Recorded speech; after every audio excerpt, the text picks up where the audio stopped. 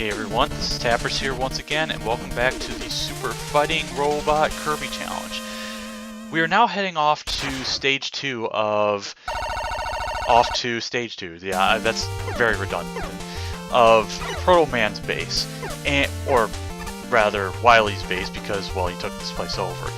And for this stage, we are using the trash attack for the whole entire thing. And by this whole entire thing, I basically mean we are going past the fist through a good majority of it. This stage here is by far the hardest stage to actually route and plan out. Because, well, the trash attack, as you know, only allows for 7 shots if you have a full ammo bar.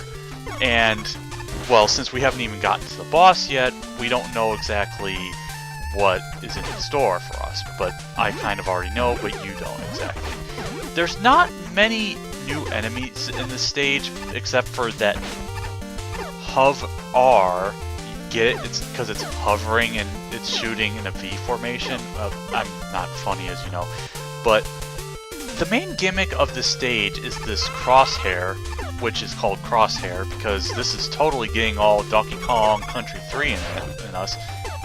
And it's actually an underrated game if you ask me, even though a lot of people might say it's probably the worst or probably the weakest entry, but I actually enjoy DKC3. But anyway, you want to avoid this crosshair as much as you can because, well, it does a lot of damage and it homes in until you're like stopped enough before exploding its shots and stuff.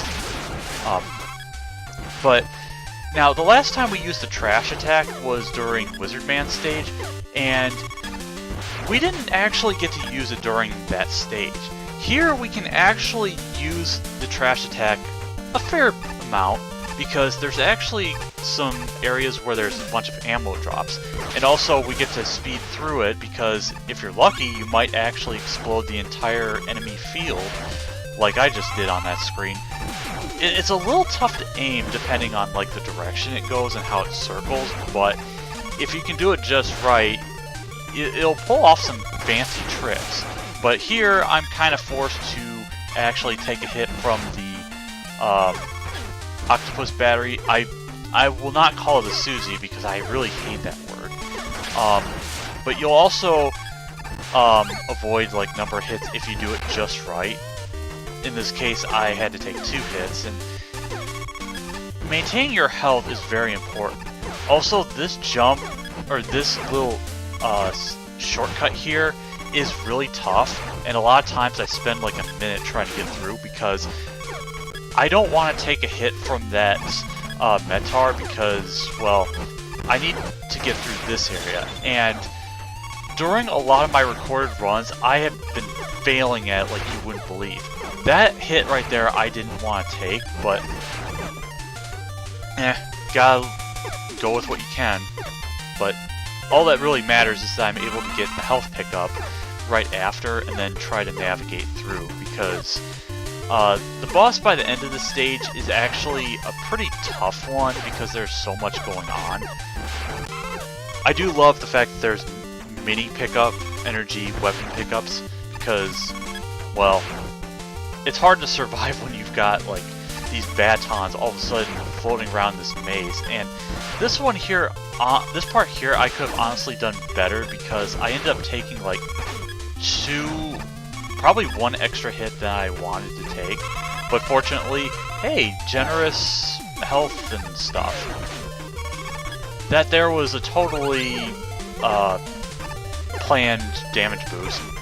Absolutely. Well, the Sniper Joe there certainly was, but at the end of this tunnel we find the perpetrator behind the crosshair, known as Crosshair. No, actually it's called a UFO, but actually his name is Unrelenting Fighting Obliterator. He shoots a bunch of lasers, circles around the room, shoots a bunch of spark shots that actually do really good damage, and it didn't actually show off another thing it could do, which was spawn little mini enemies that circle along the floor to annoy the hell out of you. I got very lucky against this boss, but next time we will be off to stage 3. See you then.